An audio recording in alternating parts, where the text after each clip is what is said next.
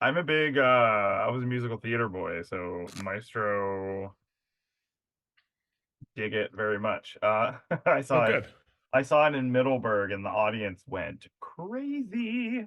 Oh, nice. Which was wonderful. So Yeah, thank you for taking the time to talk to me. oh, Um, absolutely. so I think the first question I wanted to ask you is, I mean, you've worked on musical films. I mean, you're on The Color Purple, The Prom, La La Land, but then there's also like films with music in them, like A Yeah. Star Is Born, like Maestro.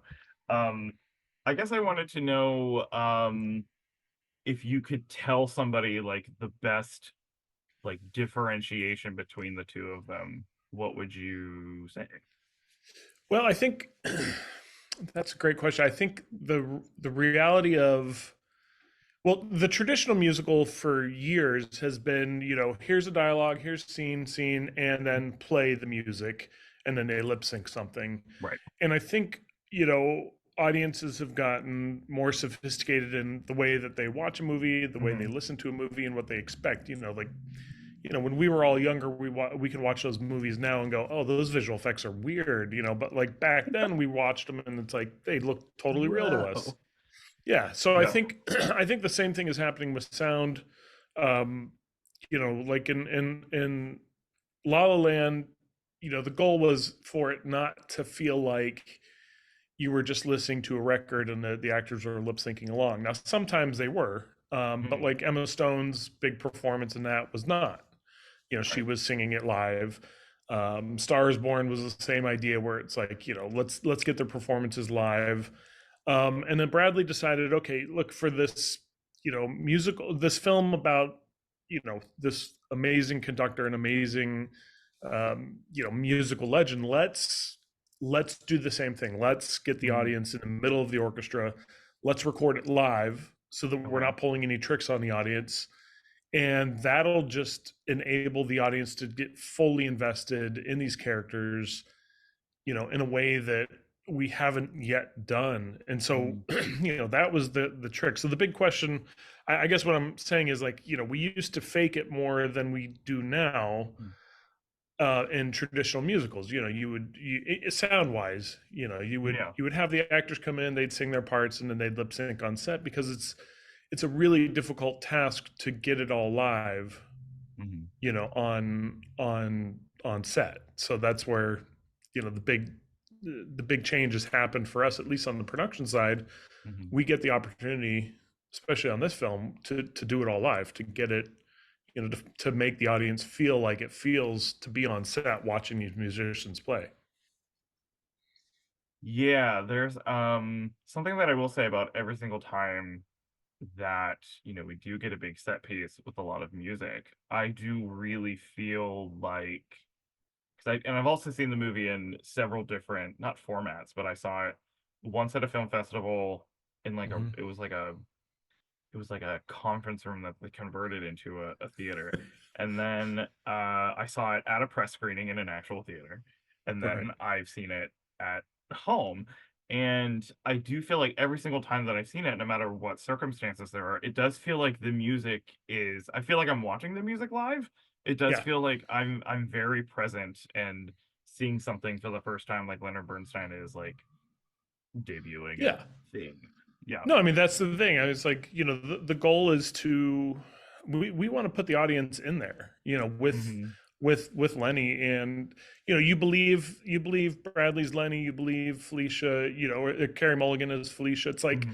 why fake anything else? Why, Hmm. we didn't shoot the movie in color and then turn it to black and white. We shot it in black and white, old stock film. So it's Hmm. like the whole idea of, let's do it live so that it feels live, is, that was Bradley's choice, and then it was our, kind of our job to pull it off. He goes, here's Yeah. what I want to do, and, of course we say yes, and then we turn around, look at each other, like, all right, well, how do we figure that out? But, that was kind of the motto. I mean, we were given the, I guess, the luxury of failing if it failed. Mm.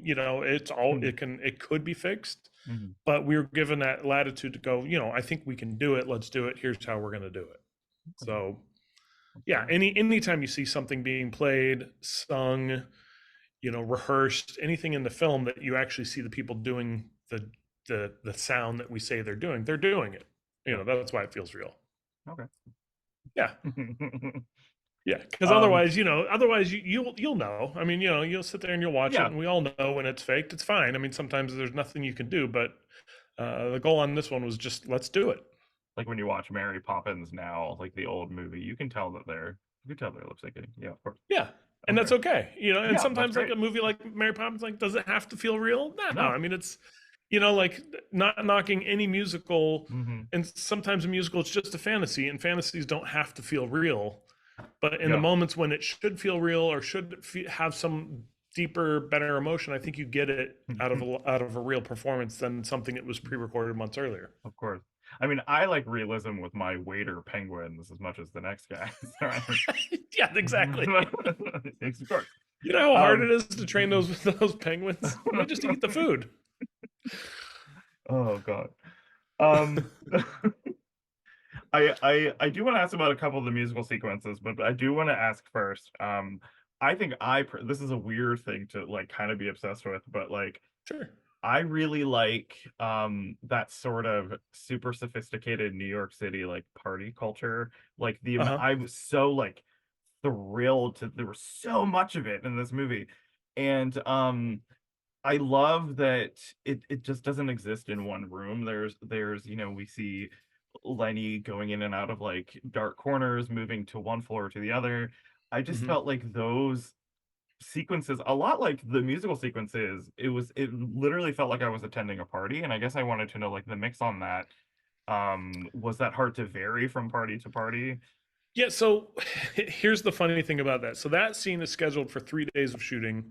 Or Bradley and I, we've talked ever since A Star Is Born about this movie, mhm. and in between A Star Is Born, or right before A Star Is Born, I guess I did a movie called The Front Runner with Jason Reitman. Oh, I like that And movie. that movie, he had everybody, in a scene, 20, 25 people all talking in a scene, Hmm. and he wanted to record it. And he's, how do we do it? And I said, well, we just mic everybody. And then the main dialogue you care about, you have to have the actors speak over what they're Mm. hearing as well. And that works out great. And so we did that for that film. Bradley saw it and said, that I want to do all the party scenes that way. Let's do it that way. I said, okay, let's just give me time to mic everybody, which doesn't take long, but it's a process. You mic everybody, you have a couple microphones in the room that are swinging around, and you have some plant mics that you put around in different areas, and then you go for it. And there's two cameras, one filming the Lenny side of the party and one filming the Felicia side of the party. Hmm. It's happening all at the same time, and you tell the main actors, hey, speak up over the party as if you're at the party, because Hmm. otherwise we won't hear you. and Hmm. um and you go through it and you just play the party as a real party, that's faux documentary style, in the sense that you're just capturing what everybody's doing. And also, you have to announce to the actors and the background extras, hey, if you're going to talk, which we want you to, please talk, but it has to be period appropriate. Don't talk about an iPhone, don't talk about some some random show that you're watching. Pretend you're in that era, because we're going to record everything and we're going to use it. Right. And so Okay. that's what we did. We shot that party scene in one day.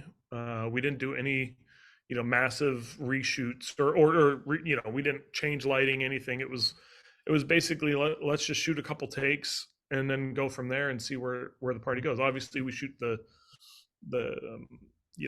out in the hall separate, Hmm. like the turnaround separate, but then we come back into the party with them, and that's where it is. And there was one take where I said, hey, I'm not quite hearing Felicia over some of the party. Hmm. And Bradley goes, well, you should tell her. I said, well, I mean, maybe you should tell her to speak up over the party. He goes, no, this is your thing. You go tell her, speak up. And I said, oh, all right. So we went over to Carrie, and we have a friendly relationship, because we're all the crew on this movie together. And I said, hey, Bradley says it's okay if I ask you to just speak up a little bit, because the party's going pretty good. She goes, all right, Steve Morrow, you want me to talk louder? Okay, I got you. And she was very friendly, and Oh, then that's how we did those parties. I mean, anytime that was kind of always the goal. Let's just make this more real, because let everybody talk over each other. That's how people communicate. Yeah. other than this interview where we're just, back and forth. Yeah. I mean, I'll talk over Pete Yeah, if you exactly. want. We'll talk over each other. And Exactly. then That we'll, sounds blah. yep, yep, Yeah. yeah. You don't like here on the mix, people, it's like stop talking about Stranger Things on it's Right, yeah. 1950 so and so. Yeah. But to be honest, when you give all the actors in the room and the background, um, you know, the ability to do what they want and the safety to say, look, we're going to film everything. The camera might be on you. Just feel free to talk. I think when you do that for people and you put them in that environment, everybody feels safe to be part of the movie and not just a random person in the crowd that Hmm. is just faking it too. They're actually enjoying the party. They're having their, they're pretending to be in it. So Hmm. I think that gives everybody like this feeling of pride to be a part of a bigger idea. Yeah. Okay. Yeah. So since this is a film that we really see, the charting, I mean, quite literally, the beginning of the movie, we see him getting the phone call that we hear we hear talk about Hmm. the whole. If I didn't get that phone call, um, and I'm curious as Lenny Bernstein, becomes who he is. Is Hmm. there a sense, and go with me here, I don't know if this is Sure. a silly question, but is there a sense of showing how the sound evolves in terms of sophistication as he gets better as a musician? I think generally speaking, no, in the Okay. way that that would be handled in post. But the idea is that I think we've all seen a movie where they try to mess with the dialogue in a way that's like they have a reason for it, but it doesn't quite work. Hmm. I Yeah. won't name names, but we all have seen the movies where it's like, this I can't hear what they're saying, or there's Hmm. something not quite right, or the clarity, and it's like the filmmaker knows, but he wanted to try something different, And I think Hmm. if you mess with that too much, then you start to I think you start to get people to start toning in that they're watching or tuning in that they're watching a movie versus a performance. So I think Mm, I okay. think we try to avoid that. I mean, there's definitely a lot of great sound design that throughout the film, during darker times, there's more wind, in like his mind where there's more confusion about who he is as a person. Hmm. There's more wind and background noises and things Mm, of that nature that are trying to almost be a symphony of background and birds and things of hmm. that nature where it's pushing the story subconsciously, but we're not doing a technique to the audio. You know what I mean? Yeah. Yeah. Yeah. Okay. Because there was a time where we were going to use, for any of the music moments, there's so many amazing recordings of Bernstein's music that how do you not use that? But the problem was we recorded some of the pieces, any of the pieces live that we recorded in the modern way, you put it up against the older stereo or mono recording, and then it's just a huge blaring difference. And so Yeah. the Okay. intention was to use the old stuff, and then what ended up happening is you'd watch a movie and it would pop in and out of modern to old, and it was like, okay, this is not working. We have to re-record all the old stuff in the exact same way, but Hmm. in the more modern way. Um, I think I remember when I was in like theater school and my college did a production of On the Town. Um, I love that show so much, and Yeah, I even remember hearing the music played live versus hearing it like on a like an old school, like the library had such old versions of everything that you could sort of even hear the difference of how it was recorded. I thought that was, yeah, oh yeah. and then sort of seeing the sailory dance section at the beginning, I was having this weird sense memory thing of like, whoa, I don't know. Um, It's a fun flashback and it like, was wait a weird. minute. It was very Yeah. strange. Who knew? Um, so I wanted to ask about two musical sequences. I mean, because I'm assuming every single person is talking to you about the cathedral sequence, which is like probably the scene of the year. But Yeah, yeah. but every single time I've seen that, people just start erupting into applause, which is amazing.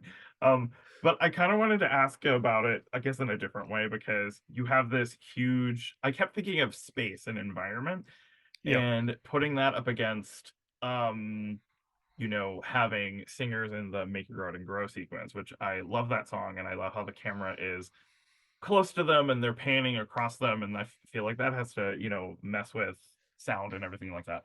I guess I just wanted to know, in terms of environment, I guess with those two sequences, what can you kind of tell me about, I won't say the differences between them, but the differences between them.